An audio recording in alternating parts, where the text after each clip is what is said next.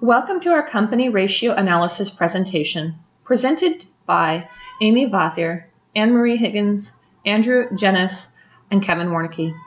Today, we will be talking with you about two publicly traded companies, Salesforce and Oracle.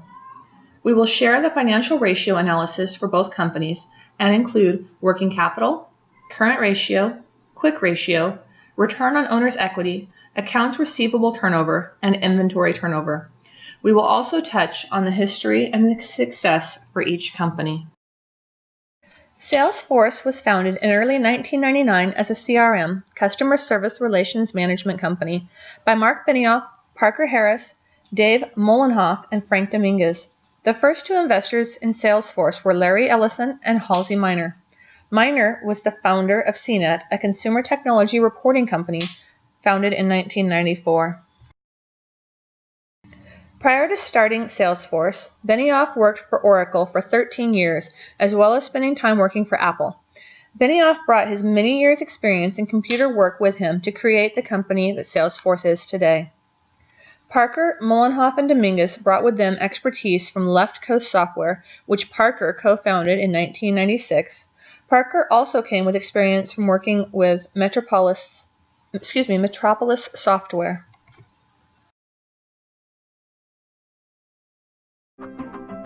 What if you could make stronger connections with your customers, run your business from your phone, and drive success across your entire company faster? Salesforce is the customer success platform for your business. Sales Cloud lets you sell faster from anywhere. Service Cloud provides amazing and instant customer service.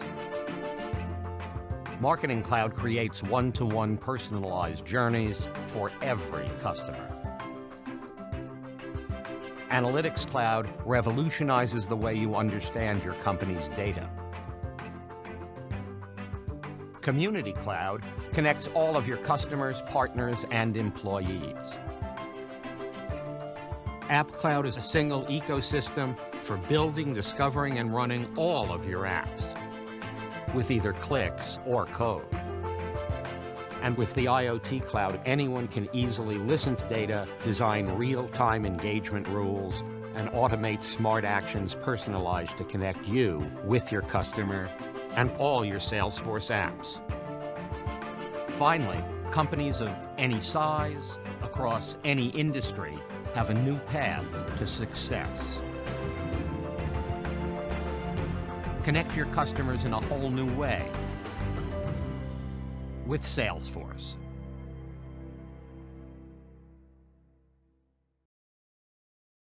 Salesforce's initial public offering was listed on the New York Stock Exchange in June of 2004.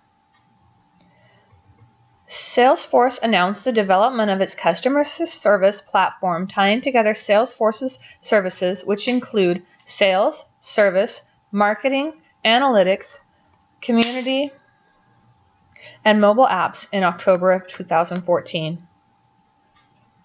The latest and largest acquisition for Salesforce was announced on Wednesday with a $2.8 billion all-cash purchase of Demandware, which makes software for building websites. Not only is Salesforce a leading CRM, they also offer an online learning platform free of charge to their customers. These classes include courses for administrators, developers, and designers, many of which offer certification. In 1977, Oracle was founded as Software Development Laboratories by Larry Ellison, Bob Minor, and Ed Oates. These three men worked together at a company called Ampex. Larry realized after reading a research paper about a prototype about relational database management systems in IBM Journal of Research and Development that no company was focusing on that. After showing this to both Bob and Ed, they decided to leave their company at Ampex and started a company known as Software Development Laboratories to start working on a relational database management system. This is when they first released their software, Project Oracle. This was one of their first clients the CIA. In 1978, Software Development Laboratories was renamed RSI, Relational Software Incorporated.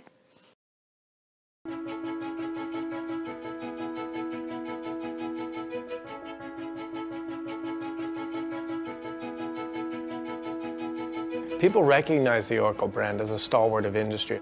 They also are starting to see us more as a young, nimble, innovative brand.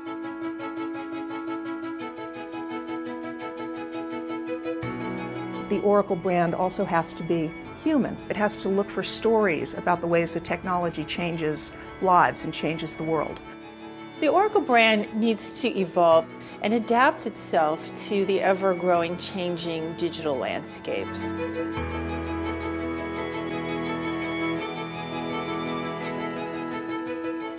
That means putting together graphic packages that represent a solution, putting together videos that more eloquently and meaningfully represent the story of our customers and the story of our solutions. Brighter colors, more saturated colors, lots more of what we call the artifacts of life. We function not as a service bureau, but as a true creative agency. Before we put together pencil to paper or pixel to pixel, we ask a lot of questions. And in telling our customer stories, we tell the Oracle story.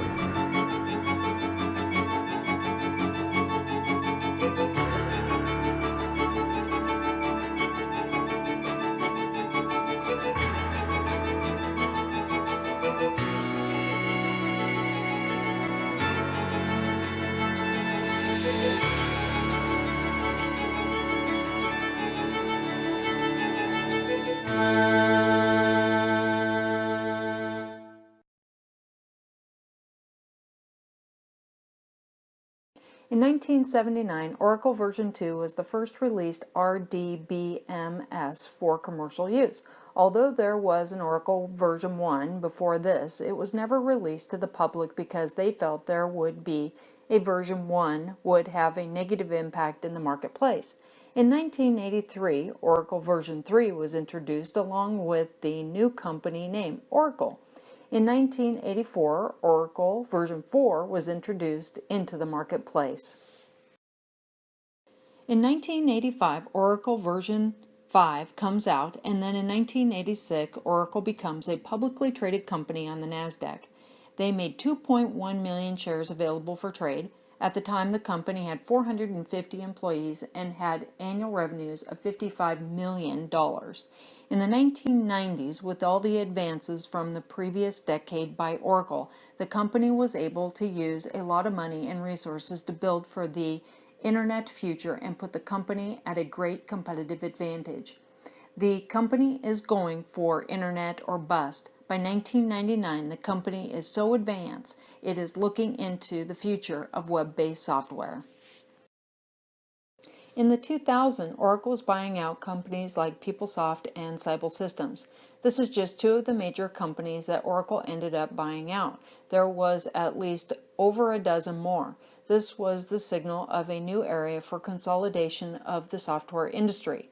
This helped set Oracle out of the pack and become the leader and innovator. A quote from the CEO, Larry Ellison, at the beginning of the company was, "When you innovate, you've got to be prepared for everyone telling you you are nuts." To help make a broader financial comparison on Salesforce versus Oracle, we will analyze the following business performance measurements of current ratio, quick ratio, working capital, inventory turnover, return on equity, contrast against industry peers, and view historical stock market performance, which are standard comparison metrics used in the investment community. Current ratio. The current ratio is a measurement of a company's ability to pay back its short-term obligations. It is calculated by current assets divided by current liabilities. A healthiness rule of thumb is having assets worth greater than twice the amount of its current liabilities. Salesforce current ratio of 0.8 is very low, as the rule of thumb for a current ratio should be close to 2 to 1. A ratio under 1 suggests that the company would be unable to pay off its obligations if they came due at that point. While this shows the company is not in good financial health, it does not necessarily mean that it will go bankrupt, as there are many ways to assess financing. But it is definitely not a good sign. Oracle Corp, on the other hand, has a current ratio of 4.1, which can indicate the company may not be efficiently using its current assets or its short-term financing facilities. This may also indicate problems in working capital management. However, the higher current ratio, the more capable the company is of paying its obligations.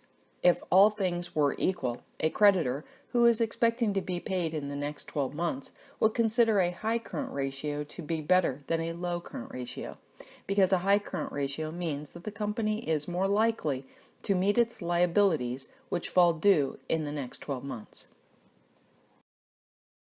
Quick ratio. The quick ratio is an indicator of a company's short-term liquidity and measures an ability to meet its short-term obligations with its most liquid assets. It is calculated by cash plus accounts receivables divided by current liabilities. A healthiness rule of thumb is having assets of cash plus receivables at least equal or greater than its current liabilities. In regards to a quick ratio, in general, low or decreasing quick ratios generally suggest that a company is over-leveraged, struggling to maintain or grow sales, paying bills too quickly, or collecting receivables too slowly. On the other hand, a high or increasing quick ratio generally indicates that a company is experiencing solid top-line growth, quickly converting receivables into cash, and easily able to cover its financial obligations. So, comparing Salesforce and Oracle, Salesforce quick ratio is on the low end, being 0.7 to 1. However, gets Salesforce much closer to the traditional rule of thumb of 1 to 1. Also, seeing how our tech shows us that many companies operate successfully at a 0.6 to 1 quick ratio, Salesforce quick ratio actually looks good. In comparison to Oracle, whose quick ratio is 3.7 to 1, shows short-term financial strength. Working capital is the measurement of a company's efficiency and operating liquidity. The working capital is usually calculated by subtracting current liabilities from current assets. It is an important indicator of the firm's ability to continue its normal operations without additional debt obligations. Working capital can be positive or negative depending on how much of current debt the company is carrying on its balance sheet. In general terms, companies that have a lot of working capital will experience more growth in the near future since they can expand and improve their operations using existing resources. On the other hand, companies with smaller negative working capital may lack the funds necessary for growth or future operation. Working capital also shows if the company has sufficient liquid resources to satisfy short-term liabilities and operational expenses. As shown on this slide, Salesforce has working capital of negative 1.269, which is very low in comparison to Oracle's working capital of 47.892. What this illustrates is that Salesforce has experienced the impact of carrying high debt on their balance sheet, where Oracle is using existing resources to grow and expand their company.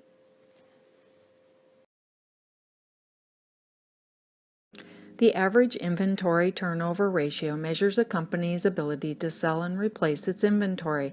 High ratio indicates that the company is able to sell its inventory in the short period. Declining ratio indicates inventory buildup. As pertaining to this presentation, Salesforce did not record inventory on their balance sheet. Oracle reported 26.17, meaning the number of times their software inventory turned over or was sold during the accounting period. Return on equity, ROE, measures the rate of return on money invested by common stock owners and retained by the company thanks to previous profitable years. It demonstrates a company's ability to generate profits from shareholders' equity, also known as net assets or assets minus liabilities. For most industries, return on equity between 10 and 30% are considered desirable to provide dividends to owners and have funds for future growth of the company. Investors are cautioned in using ROE as the only efficiency indicator because ROE can be high if a company is heavily leveraged. In our comparison between Salesforce and Oracle, Salesforce shows an ROE of 4.489 with net income of a minus 0.047, and Oracle's ROE is 48.272 with net income of 9.938. As stated above, most industries' ROE is between 10 to 30%, which Oracle rises above the industry and Salesforce drops below with a negative stated ROE. This slide illustrates historical peer segment data, including Salesforce and Oracle, on the measurement of current ratio from years 2011 through 2015. As discussed earlier in this presentation, this ratio clearly shows Oracle as financially strong and a consistently stable business, while on the other hand, Salesforce ranks consistently lowest among the group. Although Salesforce may be able to function at this level short term, the financial model is traditionally not seen as sustainable. Since both companies are public that trade on the open market, comparing their stock performance offers another interesting data point. Given that a company's financial strength is an important aspect of business performance and sustainability, it is clear that stock market behavior does not always follow suit. From this view, one would assess that Salesforce is the stronger of the two businesses, which showcase a strong and steady 10-year stock growth that currently trades at $81 per share. Oracle shows a more turbulent history and a much lower market price at $39 per share. This clearly shows the disconnect between financial performance and stock market performance. Thank you for taking your time to view our presentation. We want to leave you with the following thoughts and questions. As you can see throughout the presentation, you can have two companies that provide very similar services, both run by talented and competent individuals, yet have drastically different bottom lines. Might these differences be due to a particular growth strategy, or is it simply market-based performance? Although numbers never tell the entire story, it is up to us individually to use sound financial understanding to interpret and judge reported results.